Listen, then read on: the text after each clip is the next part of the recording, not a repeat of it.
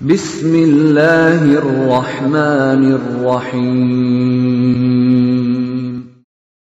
وَلْتَكُنْ مِنْكُمْ أُمَّةٌ يَدْعُونَ إِلَى الْخَيْرِ وَيَأْمُرُونَ بِالْمَعْرُوفِ وَيَنْهَوْنَ عَنِ الْمُنْكَرِ. Assalamualaikum warahmatullahi wabarakatuh. Ini hukum-hukum mendasar dalam agama kita, ya. Dan Syekh Abdul Ghani Al-Maqdisi rahimahullahu ta'ala sebagai penulis kitab ini sesudah membahas tentang masalah tayamum, kita membahas tentang bab masalah haid. Ini bab masalah haid. Tadi waktu bapak-bapak lihat judulnya haid, seolah-olah kenapa ini kan pembahasan perempuan, kenapa laki-laki yang bahas? Ya, ini pohon dipahami, penulis kitab ini juga laki-laki, Syekh Abdul Ghani Al-Maqdisi. Ini seorang syekh ahli hadis yang membahas tentang masalah taharah. Salah satu bab yang dibahas adalah masalah haid. Ya, mohon ibu-ibu ini bersyukur atau tersinggung di bahas ini. Ya, ini bab memang kelihatan wanita, tapi laki-laki tidak ada yang bisa terpisah dari wanita. Bukankah semua laki-laki berasal dari wanita? Jadi membahas masalahnya wanita adalah pembahasan tentang masalah laki-laki. Hakikatnya masalah wanita adalah masalah laki-laki. Yang kedua, wanita yang mengalami masa haid itu tidak bisa terpisah dengan kita, karena dia bisa jadi adalah ibu kita, bisa jadi adalah saudara kita, dan bisa jadi itu adalah anak kita, dan mungkin adalah masalah istri kita. Salah dalam menyikapi haid ini fatal, karena berlaku bab-bab yang bisa haram, bisa sebaliknya halal. Kalau dia tidak paham masalah haid, bisa mendekati perbuatan yang haram, dia lakukan. Atau kalau dia tidak paham, justru dia harus melakukan tapi dia tinggalkan. Ini tidak boleh buta seorang laki-laki. Itulah sebabnya ahli fikih seperti Imam Asy-Syafi'i rahimahullah, ini Imam Asy-Syafi'i membahas tentang masalah haid, dan beliau belajar masalah haid itu kurang lebih hampir 1 tahun. Beliau bahas masalah haid, dan beliau tidak pernah haid. Kenapa lama sekali dibahas? Kenapa Imam Syafi'i membahas masalah haid begitu lama, dan dia tidak pernah alami haid? Dan ini beliau sampaikan pada kita bahwa kadang sebuah ilmu dibahas bisa fokusnya untuk orang, dan itu mengantar orang untuk bisa paham sesuatu yang sangat bermanfaat. Apalagi jika hal itu kita sadari tidak bisa berpisah dengan hal urusan kita kaum muslimin. Kita pahami dulu bahwa ini juga Allah Subhanahu wa taala mengungkap dalam Al-Qur'annya, seperti yas'alunaka 'anil mahid, mereka bertanya padamu tentang masalah haid itu. Qul huwa azab, katakan bahwa itu azab. Ya, kotoran yang mengganggu wanita.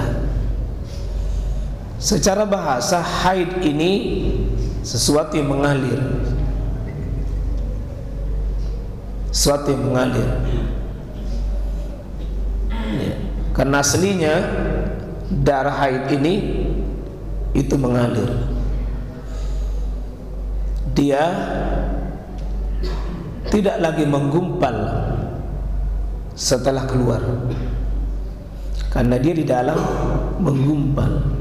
Tapi begitu dia keluar, dia tidak pernah lagi menggumpal.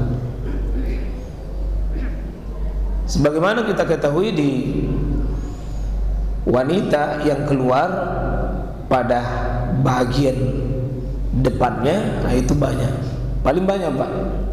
Laki-laki itu kan cuma 4 saja, kencing, sisa kencing, mazi, dan mani. Kalau wanita banyak, semua tadi yang kita sebutkan itu, mani termasuk mazi, kemudian kencing, sisa kencing, nah, dan juga tambah darah. Ini darahnya juga bermacam-macam. Ada darah haid, ada darah istihadah, dan ada darah nifas. Jadi perempuan ini paling kurang 7 keluar.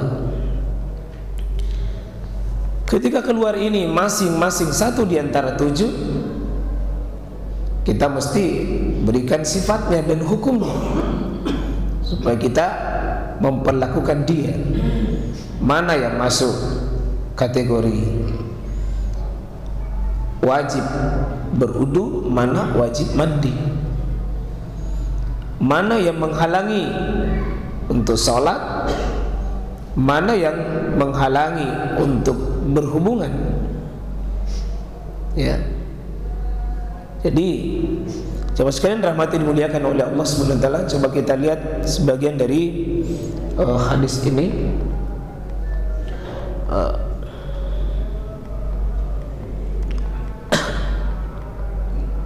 Ini hadis yang pertama dari Aisyah radhiyallahu anha. Ia berkata, Fatimah binti Abi Ubays bertanya kepada Nabi sallallahu alaihi wasallam, "Wahai Rasulullah, aku terkena istihadah sehingga aku tidak bersuci. Apakah aku harus meninggalkan sholat?" Maka beliau bersabda, "Jangan, karena itu hanyalah darah penyakit. Akan tetapi tinggalkanlah sholat selama semasa haidnya. Setelah itu mandi dan kerjakan sholat." Dalam riwayat yang lain, itu bukanlah darah haid. Apabila datang masa haid, hendaklah kamu meninggalkan sholat. Apabila telah berlalu masa-masa haid, hendaklah kamu mandi dan mendirikan sholat. Al-Bukhari. Ya. Hadis ini adalah hadis yang pertama dari 7 hadis yang diangkat oleh Syekh dalam kitabnya bab tentang haid dalam kitab Umdatul Ahkam ini. Hadis yang pertama adalah dari Aisyah. Ya, memang rata-rata tentang masalah haid ini Aisyah diriwayatkan. Banyak sebabnya kenapa Aisyah. Pertama, beliau adalah istri Nabi SAW. Dan ini masalah sensitif yang dibahas antara Nabi tentu dengan para wanita, maka yang bertanya adalah itu istri. Sama nanti Pak tentang masalah mandi wajib, tentu yang paling tahu itu adalah istri Nabi SAW. Masa masalah mandi wajib baru tetangga yang tahu. Yang kedua, betapa cerdasnya wanita dalam permasalahan mereka. Ya, pembahasan haid ini untuk di rumah, fikih wanita langsung istri saya bawakan tentang masalah itu, karena beliau yang paling mendalami dan paling tahu tentang masalah itu, dan beliau paling pengalaman. Ya, saya ini cuma belajar saja, tidak pernah saya alami haid. Ya. dan bersyukurlah istri saya karena saya tidak haid. Ya. Tapi bukan berarti bahwa tidak mengalaminya. Lalu mengatakan saya tidak tahu, wajib, karena ini masalah kita. Anak Aisyah, kita tahu Aisyah adalah seorang istri Nabi Sallallahu Alaihi Wasallam yang memang paling cerdas dalam ilmu hadis. Ya, karena 2210 hadis yang sampai sama kita itu melalui jalur Aisyah. Ya, 2221 hadis itu kita terima itu melalui jalur Aisyah radhiyallahu anha. Cuma sekalian, Aisyah memang salah satunya istri Nabi sallallahu alaihi wasallam yang memang gadis, dan salah satu bab yang banyak dibahas tentang masalah anak gadis adalah masalah haid. Ya, istri-istri Nabi yang lain kan banyak sudah tua. Tapi kan berarti bahwa mereka tidak haid, ada juga. Yang diceritakan Aisyah di sini yakni anna Fatimah. Ya, Fatimah dimaksud di sini adalah binta Abi Hubais. Adalah Fatimah binti Abi Hubais. Itu bertanya kepada Nabi sallallahu alaihi wasallam, sa'alatin Nabi sallallahu alaihi wasallam, bertanya kepada Nabi sallallahu alaihi wasallam. Ya, jadi wanita tidak boleh malu bertanya dalam permasalahannya. Dan ciri orang berilmu itu suka bertanya. Ya, ciri orang berilmu adalah suka bertanya. Dan salah satu pintu untuk mendapat jawaban atau mendapat ilmu adalah pintu bertanya.